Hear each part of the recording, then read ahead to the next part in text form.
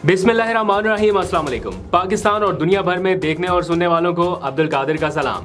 बहुत सारी उम्मीदों के बावजूद भी चेयरमैन पीटीआई इमरान खान की सज़ा मुअत्तली और रिहाई का फैसला आज भी नहीं हो सका और तकरीबन 3.5 घंटे तक इस्लामाबाद हाई कोर्ट में जारी रहने वाली समाअत अब से कुछ देर पहले मुलतवी हुई है।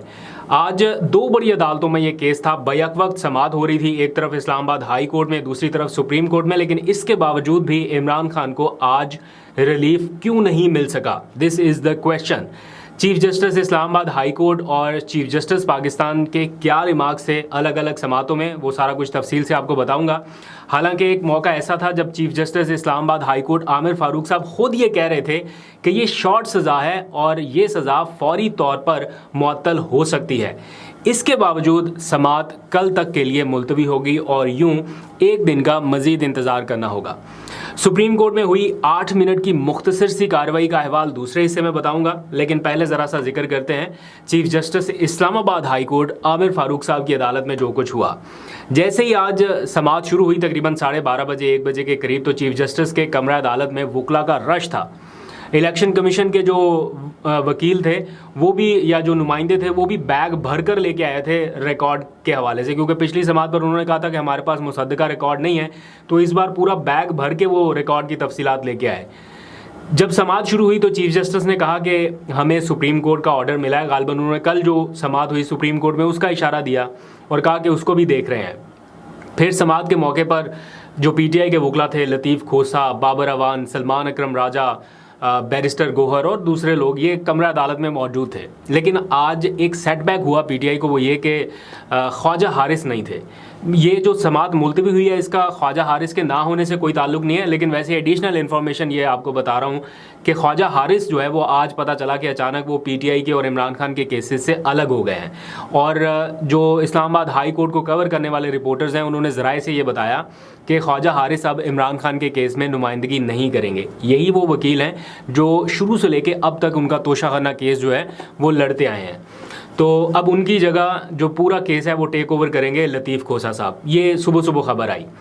तो लतीफ़ खोसा ने जब आज दलाइल का आगाज़ किया तो उन्होंने बहुत सारे तकनीकी पॉइंट्स के हवाले से बताया। मैं उसकी डिटेल में नहीं जाता, वो सारे ऑलरेडी आपको पता है, अभी व्लॉग लंबा करने की ज़रूरत नहीं है, टू द पॉइंट बात करते हैं। उन्होंने अदालत से कहा कि जो ट्रायल कोर्ट का ऑर्डर है वो गलत है और ये बरकरार नहीं रह सकता। फ़िलहाल आप सज़ा मुअत्तल करके इमरान खान की फौरी रिहाई का हुक्म दें।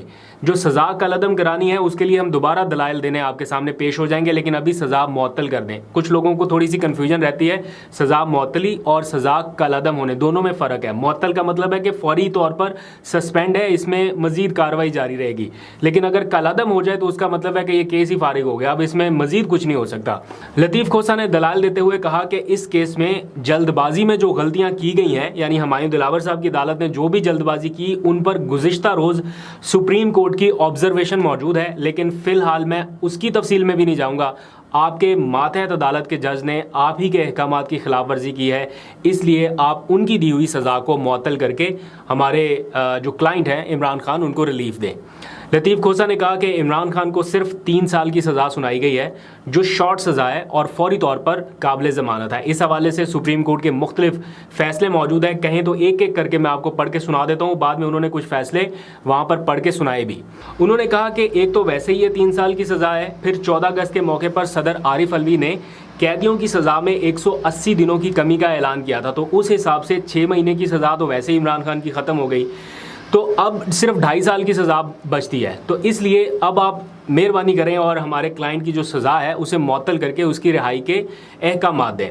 ये कहते हुए लतीफ़ खोसा ने अपने दलाइल मुकम्मल कर लिए। उनकी बाकी टीम वहीं पे मौजूद थी, जिसमें बैरिस्टर गोहर और अली ज़फ़र और बाकी सारे जो सलमान अकरम राजा जैसे वकील हैं वो सारे वहाँ पे मौजूद थे। और उन्होंने कहा कि अब मुझे सुप्रीम कोर्ट रवाना होना है, क्योंकि टाइम हो गया था 2 बजे का। सुप्रीम कोर्ट में 2 बजे समाअत भी होनी थी इसी केस के हवाले से, जो फॉलो अप समाअत थी।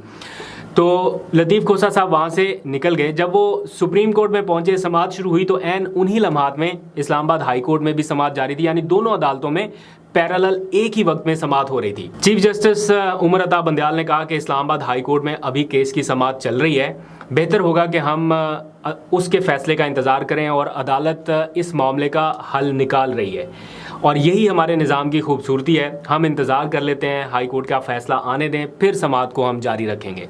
और फिर चीफ जस्टिस ने कुछ दिल की बातें की। उन्होंने कहा कि लोग मीडिया के ऊपर आके बातें करते हैं, जजेस के ऊपर तनकीद करते हैं, लेकिन अदलिया इंसाफ फराहम करने के लिए पूरी तरह से पुरअज़्म है। गालिबन उनका इशारा गुज़िश्ता दिनों हुई तनकीद पर था। मरियम नवाज़ ने, नवाज शरीफ ने जिस तरह से तनकीद की है उमर अता बंदियाल पर, वो सब ने देखा, टेलीविजन पर हेडलाइंस में चला। लेकिन उससे सिर्फ एक दिन पहले ही चीफ जस्टिस पाकिस्तान उमर अता बंदियाल ने ही मरियम नवाज़ को रिलीफ दिया और उनकी जो ज़मानत मनसूखी की नैब की दरख्वास्त थी उसे मुस्तरद किया। फिर नवाज शरीफ के खिलाफ जो सबसे अहम केस था पनामा GIT का वॉल्यूम 10 ओपन करने की जो दरख्वास्त थी, इसी चीफ जस्टिस ने उसे भी मुस्तरद किया। ये नवाज शरीफ के लिए बड़ा रिलीफ था। आप इमेजिन करें कि अगर वॉल्यूम 10 इस वक्त पब्लिक हो जाता तो पता नहीं और क्या क्या कुछ सामने आता और कितने टॉक शोज़ होते और कितना सोशल मीडिया के ऊपर हंगामा होता। और ऐसा ही रिलीफ उन्होंने आज राना सनाउल्लाह को भी दिया जब उनकी ज़मानत मनसूखी की दरख्वास्त मुस्तरद कर दी। तब ये जज साहब बहुत अच्छे थे, लेकिन जैसे ही इमरान खान का केस टेकअप हुआ और उन्होंने अपनी ऑब्जर्वेशन देना शुरू की, फैसला नहीं किया, सिर्फ ऑब्जर्वेशन दी है। फैसला तो अभी इस्लामाबाद हाई कोर्ट ने करना है और वो कह रहे हैं बार बार कि हम चाहते हैं कि इस्लामाबाद हाई कोर्ट ही फैसला करे।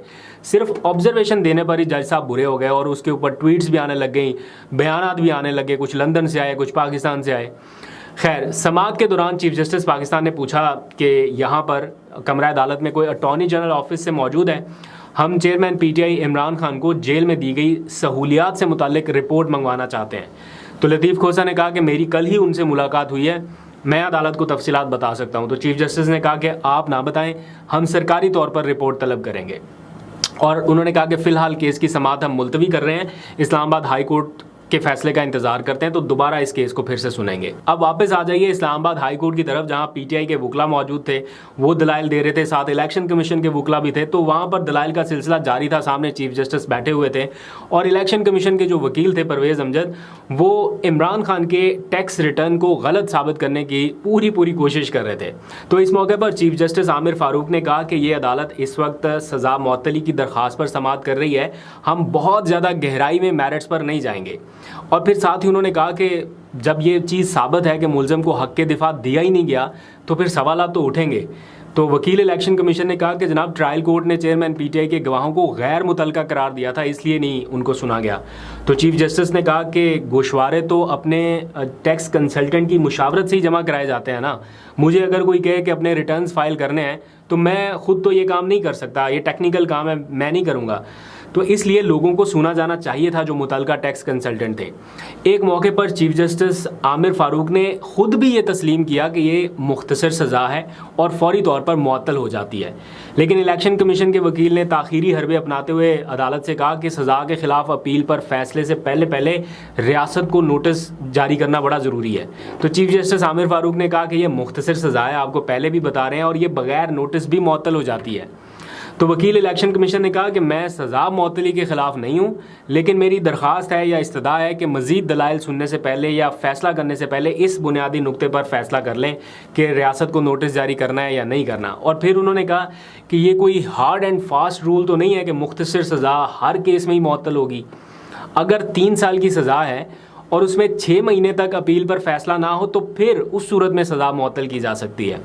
तो चीफ जस्टिस ने उनसे पूछा कि अच्छा ये बताएं कि अभी आपको ओवरऑल ये कंक्लूड करने में या जितने भी आपकी दलाइल हैं बाकी हैं, इसको और कितना वक्त लगेगा। तो उन्होंने कहा कि मुझे तकरीबन 2 से 3 घंटे और लगेंगे। ये शाम के 4 साढ़े 4 बजे की बात है, मतलब ऑलरेडी 3 घंटे साढ़े 3 घंटे तक समाअत हो चुकी थी और अब वो फर्दर कह रहे थे कि मुझे 3 साढ़े 3 घंटे या 2 घंटे और लगेंगे। तो चीफ जस्टिस ने कहा कि फिर ऐसा करते हैं कि समाअत कल तक मुलतवी कर देते हैं। वैसे कल हमारा डिवीज़न बेंच बैठता नहीं है जुम्मे के रोज़, लेकिन हम फिर भी कल इस केस की समाअत कर लेंगे और इस तरह तोशाखाना केस सज़ा मुअत्तली की जो दरख्वास्त है उस पर समाअत कल 11:30 बजे तक मुलतवी कर दी गई है। दूसरी जानिब सुप्रीम कोर्ट भी इंतज़ार कर रही थी कि इस्लामाबाद हाई कोर्ट कोई फ़ैसला सुनाए तो हम इसको टेक ओवर करें या इसका फॉलो अप लें। लेकिन जब उन्हें ये खबर मिली कि अभी ये समाअत लंबी चल रही है और इलेक्शन कमीशन के वकील के भी दलाइल ही मुकम्मल नहीं हो रहे और वो गालिबन 2-3 और घंटे तक जाएगी, तो समाअत भी मुलतवी हो गई है। तो फिर वहाँ पर भी अब ये फ़ैसला हुआ कि अब जो नेक्स्ट वर्किंग डे होगा, यानी जुम्मे को तो हाई कोर्ट में समाअत होनी है, तो फिर हफ्ता इतवार सुप्रीम कोर्ट बंद होगी, तो उन्होंने कहा कि फिर ऐसा करते हैं, इसको हम वर्किंग डे में सुप्रीम कोर्ट में समाअत होगी। तो सुप्रीम कोर्ट के अदालती अमले के मुताबिक तोशाखाना केस में अब जो मज़ीद समाअत है वो आज नहीं होगी और मज़ीद समाअत आइंदा हफ्ते होने का इम्कान है या होगी। तो ये ओवरऑल आज की पूरी सिचुएशन रही। पीटीआई के वकला बहुत होपफुल थे कि जनाब आज के दिन फैसला हो जाएगा, आवाम बड़ी होपफुल थी कि सुप्रीम कोर्ट भी बैठी है, हाई कोर्ट भी बैठी है, आज तो हर सूरत फैसला होना ही होना है। लेकिन बहरहाल ये एक अदालती प्रोसीजर है कि आप मुखालिफ वकील को जब तक सुन नहीं लेते, उनके दलाइल मुकम्मल नहीं हो जाते, जैसे आज पीटीआई के वकला ने अपने दलाइल मुकम्मल कर लिए तो बारी आई इलेक्शन कमीशन के वकील की, तो अगर उनके दलाइल मुकम्मल होंगे तो कोई फ़ैसला होगा। तो गालबन कल इम्कान है कि फ़ैसला हो जाएगा। वैसे भी कल जुम्मे का दिन है, तो जुम्मे के जो फ़ैसले हैं वो बड़े भारी पड़ते हैं, कभी किसी पर कभी किसी पर। तो लेट्स सी कल क्या फ़ैसला आता है। दूसरी तरफ इमरान खान को सुप्रीम कोर्ट से इस केस में ना सही लेकिन एक और केस में एक बड़ा रिलीफ आज के दिन मिल गया है। कोयटा में जो वकील कत्ल केस है उसमें चेयरमैन पीटीआई को गिरफ्तारी से रोकने का हुक्म सुप्रीम कोर्ट ने बरकरार रखा है और उसमें तौसीक कर दी गई है। आज जब इस केस की समाअत हुई तो जो मुदई वकील हैं इस मुकदमे के, अमानुल्लाह कनरानी उनका नाम है, उनके बेटे की कुछ बीमारी का मसला था, इसलिए वो आज अदालत पेश ही नहीं हुए। तो वकील की अदम मौजूदगी पर समाअत की आज कोई कार्रवाई नहीं हुई। तो चीफ जस्टिस ने चेयरमैन पीटीआई की अपील पर जो समाअत है वो मौसम गर्मा की छुट्टियों के बाद मुकर्रर करने का हुक्म दिया है और साथ ही उन्होंने ये वाजे कर दिया है कि जो इमरान खान को इस केस में गिरफ्तारी से रोकने का हुक्म था वो बरकरार रहेगा जब तक अदालत का कोई दूसरा फैसला नहीं आ जाता। तो ये आज की ओवरऑल प्रोसीडिंग है। बहुत सारी और भी हैपनिंग्स हो रही हैं इलेक्शन कमीशन में, ऐवान सदर में खतूत लिखे जा रहे हैं, पीटीआई की एक नई मुहिम भी शुरू हो रही है। उस हवाले से सारी तफसील मैं नेक्स्ट व्लॉग में शामिल करूँगा। अभी तक के लिए इतने, अपना बहुत सा ख्याल रखिए। अल्लाह हाफिज़।